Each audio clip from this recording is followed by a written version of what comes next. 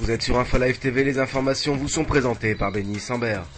Ouvrons cette édition avec les déclarations du ministre de la Défense selon lequel la participation de la Syrie aux négociations de la conférence pour la paix au Proche-Orient d'Annapolis la semaine prochaine serait plus que positive et pourrait, selon Ehud Barak, ouvrir une opportunité de pourparlers directs entre Damas et Jérusalem.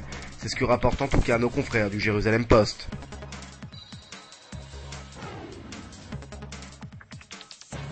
Je suis persuadé que si Israël fait des efforts dans le processus de paix, les États arabes en feront aussi, chacun à sa manière, c'est ce qu'a déclaré le ministre des Affaires étrangères égyptien, Ahmed Aboulgret, jeudi, lors d'un entretien accordé à l'occasion du 30e anniversaire de la visite du président égyptien Anwar el-Sadat en Israël.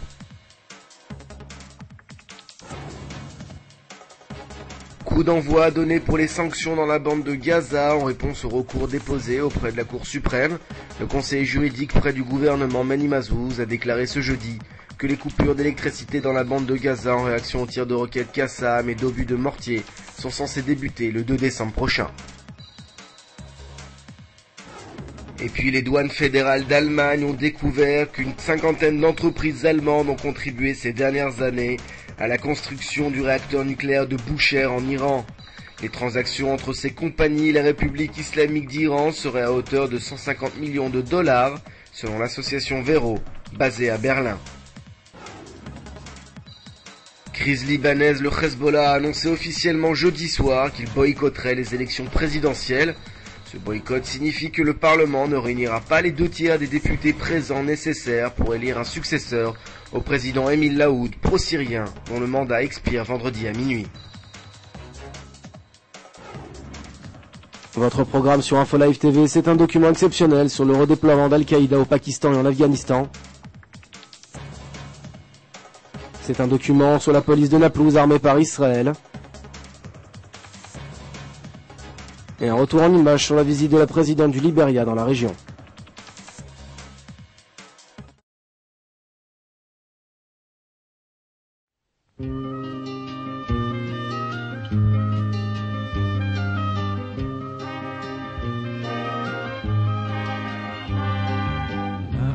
ויפת עיניים לנו יש בארץ ישראל וילד טוב ירושלים או מפילנו ממילל ותורה אורה כזו יש לנו וגם הגדה ומגילה ואלוהים אחד שלנו וכל חתן וכל כלה ארץ ישראל יפה ארץ ישראל פורחת את יושבה בה וצופה את צופה בה וזורחת ארץ ישראל יפה, ארץ ישראל פורחת, את יושבה בה וצופה, את צופה בה וזורחת. לנו יש חיילים 200, בגבו רגלי המבשר, וגם מלאך מן השמיים, שאת נפשנו הוא שומר. וחסד בעיר הזו יש לנו, וגם חיילות וגם פרחים, והברכות כולם שלנו, והבשורות והשבטים.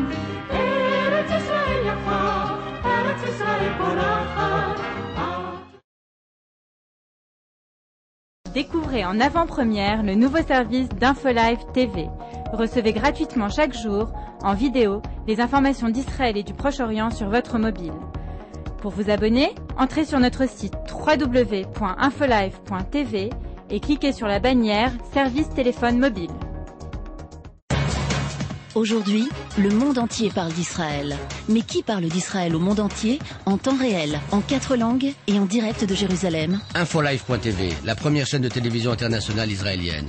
24 heures sur 24, 7 jours sur 7, suivez de l'intérieur l'actualité d'Israël et du Moyen-Orient. Des reportages, des interviews, un grand journal et des flash infos en images dès que l'actualité l'exige. InfoLive.tv, votre regard direct et vrai sur l'actualité d'Israël. Retrouvez InfoLive sur internet www.infolive.tv.